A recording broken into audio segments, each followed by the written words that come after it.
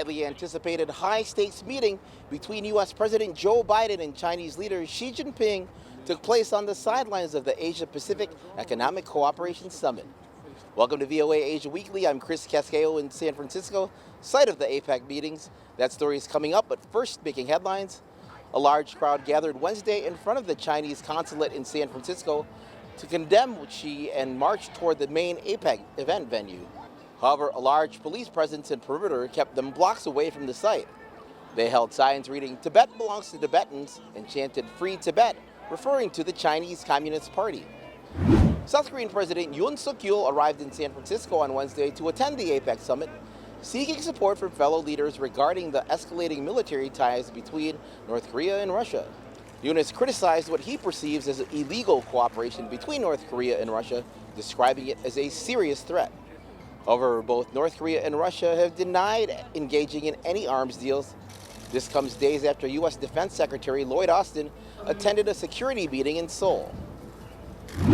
Numerous members of the Myanmar security forces have either surrendered or been captured, according to rebel groups, with at least 28 policemen giving up their weapons and surrendering to the Arakan army, while 10 soldiers were arrested. Taiwan's two primary opposition parties, the Kuomintang Party and the Taiwan People's Party, have announced a joint presidential ticket for January's election. Although the parties didn't disclose specific collaboration details, they mentioned that their decisions would be guided by polling results. Both parties have been trailing in the polls behind the frontrunner and current Vice President William Lai, the Democratic Progressive Party's candidate. U.S. President Joe Biden met with Chinese President Xi Jinping on Wednesday outside of San Francisco, where leaders of Asia-Pacific economies are gathering.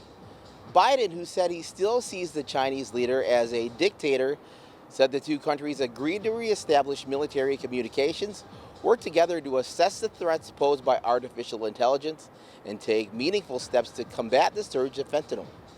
VOA's Anita Powell reports from Woodside, California. A historic meeting of East and West after 12 months of intense drama and diplomacy between Beijing and Washington. The White House chose this venue outside of San Francisco for this symbolic visit, covering a range of key issues, including Taiwan, the self-governing island that China claims, the resumption of military communications, touchy trade agreements, the origination of fentanyl ingredients in China, and human rights issues. Biden said he was candid on those tough issues. Xi said the two nations are inextricably linked. For two large countries like China and the United States, turning their back on each other is not an option. It is unrealistic for one side to remodel the other. So did the presidents of the world's two most powerful nations manage to paper over the cracks in their relationship? Biden spoke to the press afterward. Xi, as is his habit, did not. But in response to a shouted question, he reiterated a stance that is likely to upset Beijing, that he believes Xi is a dictator. Well, look, he is. I mean, he's a dictator. Many watching this meeting said they weren't expecting major results, but are glad the two are talking. This engagement, for example, between President Biden and Xi Jinping, to me, it is critical because it should give a clear message that we are here to be able to work together and trust each other to resolve serious problems, climate issues in Ukraine or Gaza.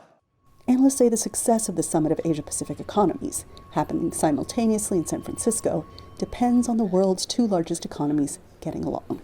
Well, I think it's an important meeting between President Biden and President Xi with the primary goal of stabilizing the relationship heading into 2024. I think both for bilateral purposes, but also very importantly for the broader APEC region.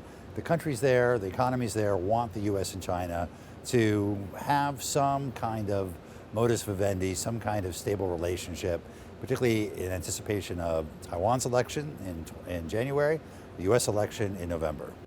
Biden said he and Xi will continue to communicate and cooperate. The world, he said, expects it. Anita Powell, VOA News, Woodside, California. Visit voanews.com for the most up-to-date stories. I'm Chris Casquejo. And now a new trend is sweeping through Japan. The trend of blessing dogs and cats in Japan during the traditional coming-of-age festival for children is catching on among pet owners as the nation grapples with a plummeting birth rate. Thanks for watching VOA Asia Weekly.